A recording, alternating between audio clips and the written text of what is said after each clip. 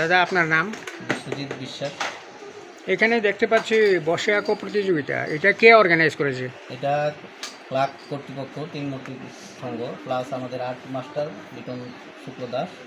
আর আসন্ন দুর্গাপুজো উপলক্ষে আমাদের এই ছোটো ছোটো বাচ্চাদের আরও যাতে আগে বাড়তে পারে সেই উপলক্ষে তাদেরকে আনন্দ দেওয়ার জন্য এবং আগে ভবিষ্যৎকে উজ্জ্বল করার জন্য আমরা এই দুর্গাপুজো উপলক্ষে আমরা এই আয়োজন করেছি।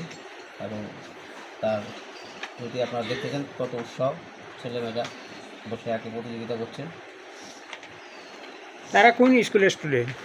তারা এখানকারই তিনমূর্তিতে যারা আর্ট করে, একটা সামাজিক সংস্থা তার মাস্টার হচ্ছে আমাদের লিটন শুক্ল দাস, সেই প্রশিক্ষণ করে। আচ্ছা, বসে আঁকো এই যে প্রতিযোগিতা, যেটা আপনি বলছেন যে বাচ্চাদের মধ্যে উৎসাহ জেনারেট করা, তো এই ব্যাপারে আপনি তাদের যে প্যারেন্টস তাদেরকে কী বলবেন?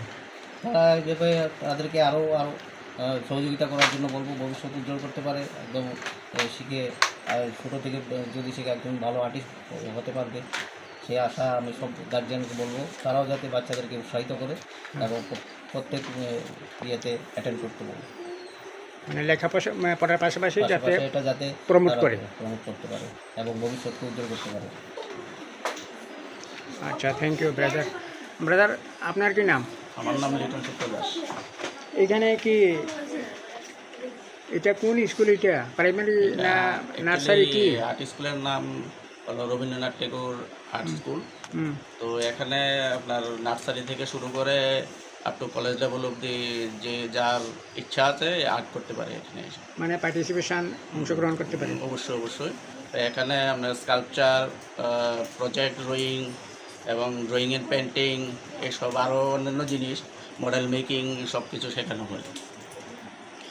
তো আজকে কি উপলক্ষে এখানে বসে আঁকো প্রতিযোগিতা?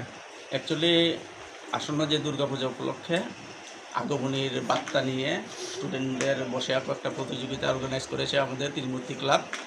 তো তার তত্ত্বাবধানেই এই কম্পিটিশনের আয়োজন করা হয়েছে, যাতে তারা উৎসাহ পায় এবং ভবিষ্যতে ভালো আর্টিস্ট হতে পারে।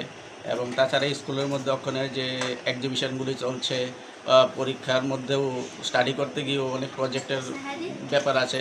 তো ড্রয়িংটা করলে এবার যে কোনো লাইনই হোক, এবার হোক সায়েন্স, হোক কমার্স, হোক ইঞ্জিনিয়ারিং, ড্রয়িংটা এসেনশিয়াল।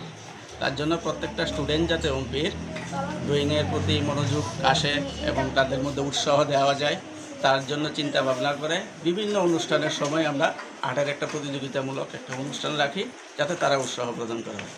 এবং এই আর্টেরও প্রতিযোগিতার যে যারা যারা ফার্স্ট সেকেন্ড থার্ড হবে তাদের পূজার মধ্যেই আমরা পুরস্কার বিতরণী অনুষ্ঠানটা আমরা করব। কতজন বাচ্চা অংশগ্রহণ করেছে? অ্যাকচুয়ালি তো তাদের এখন পরীক্ষা চলছে, তো এই কারণে পরীক্ষার কারণে আজকে স্টুডেন্টের সেরকম আসতে পারেনি। তারপরেও মোটামুটি 25 জনের মতো তারা পার্টিসিপেট করেছে। আচ্ছা, তো প্যারেন্টসের ব্যাপারে বা তাদের উদ্দেশ্যে কোনো কিছু মেসেজ আছে আপনার? একটা সময় ছিল যে আর্টকে হয়তো বা এতটা গুরুত্ব দেওয়া হতো না। আমি ফার্স্ট স্কুল ওপেনিং করেছিলাম 2007-এ।